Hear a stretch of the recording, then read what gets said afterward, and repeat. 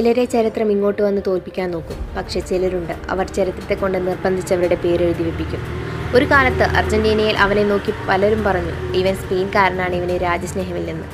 ഫൈനലുകളിൽ തോറ്റപ്പോൾ അവർ അവനെ ലൂസർ എന്ന് വിളിച്ചു. വിമർശകരുടെ ആ ശാപവാക്കുകളെയും പരിഹാസങ്ങളെയും തൻ്റെ കാലിലെ വെടിയുണ്ടകളാക്കി മാറ്റിയ ഒരു മനുഷ്യനുണ്ട്. ഫുട്ബോൾ എന്ന സാമ്രാജ്യത്തിലെ ഒരു അധീനേഷ്യനായ ചക്രവർത്തി, ലയണൽ ആൻഡ്രസ് മെസ്സി. 11-ാം വയസ്സിൽ ശരീരം വളരില്ല എന്ന് ഡോക്ടർമാർ വിധി എഴുതിയ കുട്ടിക്ക് മുന്നിൽ കാരമൊഴുക്കി വെച്ചത് മറ്റൊരു ജാതകമായിരുന്നു. അവന് ഉയരമില്ലായിരുന്നു, പക്ഷേ അവൻ്റെ ചിന്തകൾക്ക് ആകാശത്തോളം ഉയരമുണ്ടായിരുന്നു.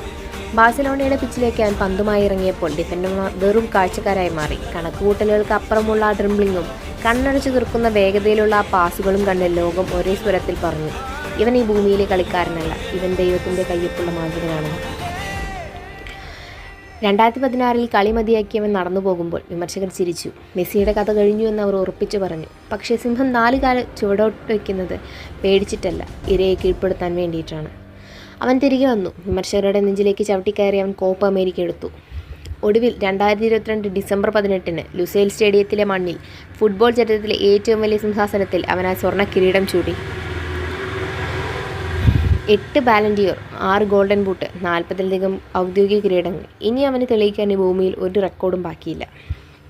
കാരണം ചരിത്രത്തിൽ പല രാജാക്കന്മാരും വന്നിട്ടുണ്ട്, പോയിട്ടുണ്ട്. പക്ഷേ ഫുട്ബോൾ എന്ന സാമ്രാജ്യത്തിൽ ഒരൊറ്റ ചക്രവർത്തി മാത്രമേ ഉള്ളൂ. The one and only absolute God, Lionel Messi.